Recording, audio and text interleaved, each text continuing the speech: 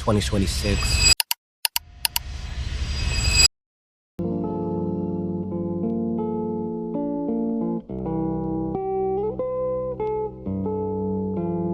Currently right now is January 8th.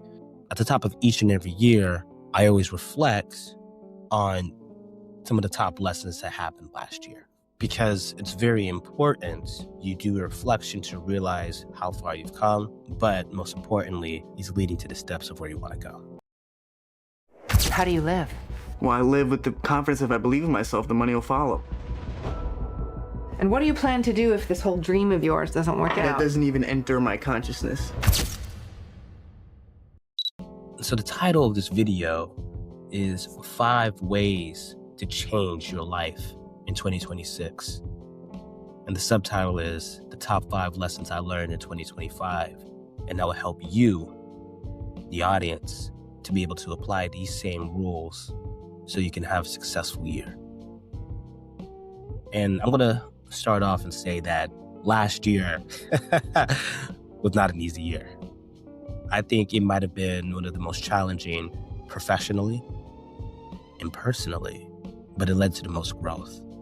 And I can confidently say that I am so much more happier this year than I was going into 2025 last year.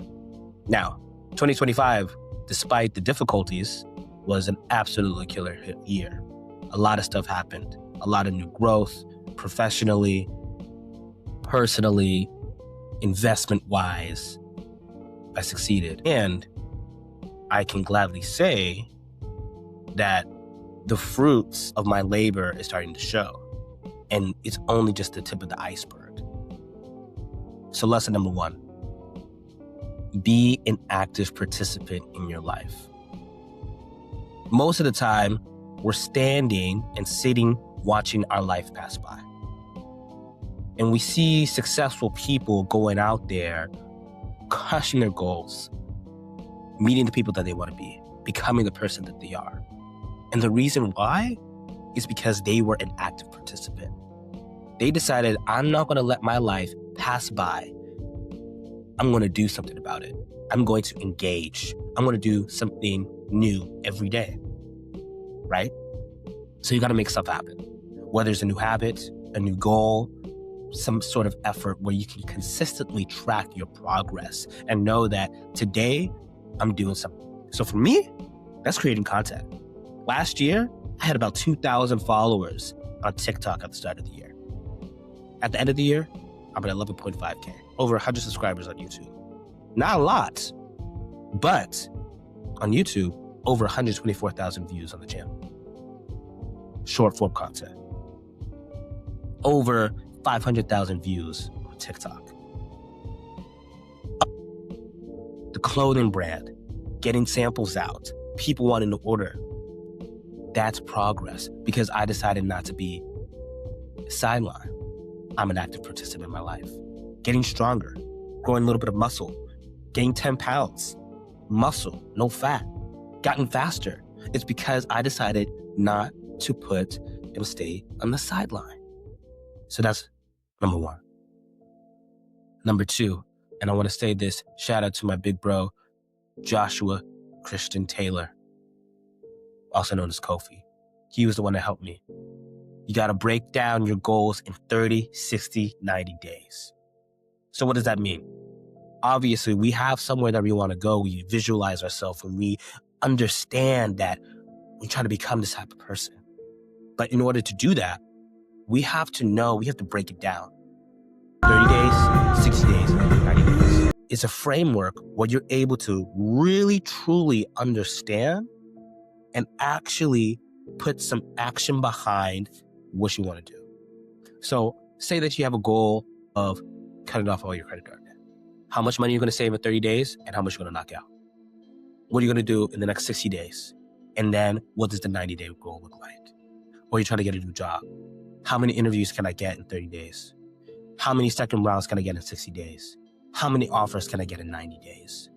When you break down that framework of a big insurmountable goal that looks like Mount Everest, but understanding that, hey, this is what I'm going to do in 30, 60, 90, it actually gives you an action plan to actually help you get to where you want to go.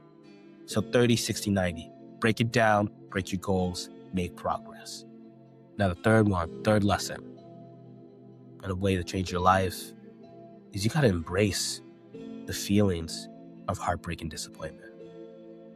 As I said, 2025, I lost some really close friends. And I'm not talking about like, hey, we're not friends anymore. I'm talking about people who passed away. My grandfather, my friend JB, Mambo. And the thing is, you can try to work and try to like ignore the feelings, but it has to come. It has to come. It has to come. You have to understand that you need to sit and face with them and transmute that. Also, same with heartbreak, romantically.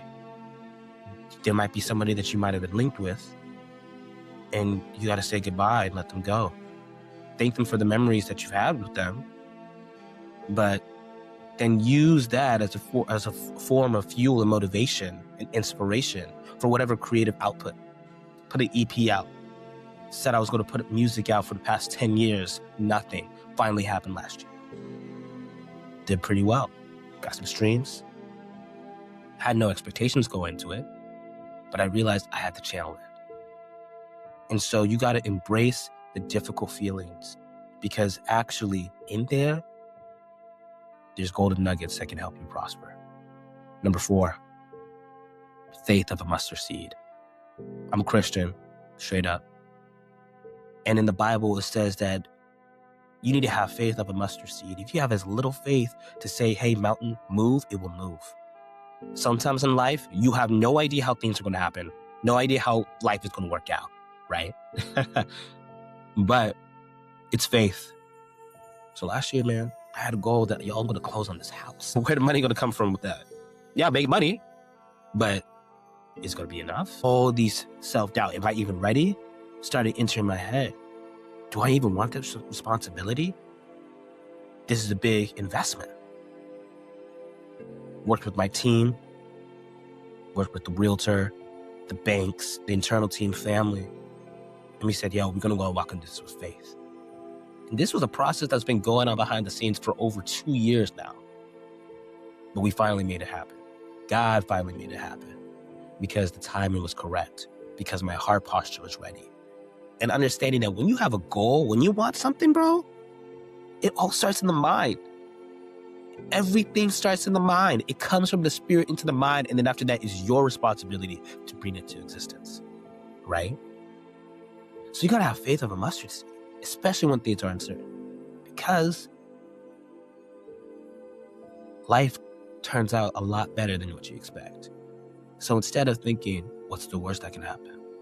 Start changing your mindset to, what's the best that could actually happen in everything you do? And that's what having faith of a mustard seed looks like. And the last lesson that I learned in 2025 that you can bring into 2026 and that will change your life is understanding, as the great Kobe Bryant said, job's not finished. You might be up 2-0, but it's not done until it's done. And the crazy thing about life is you're never done. You're only done when you go 6 feet down the ground, when God calls you back home.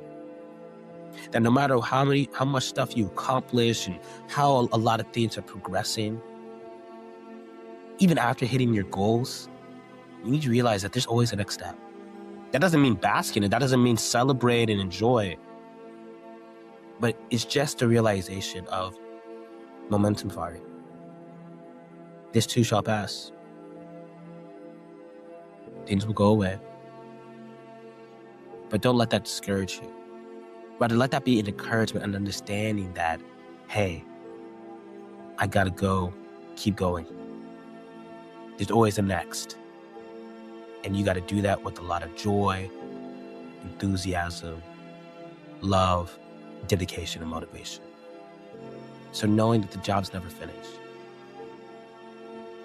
There's always a next goal, and there's always another opportunity to get better than you were yesterday.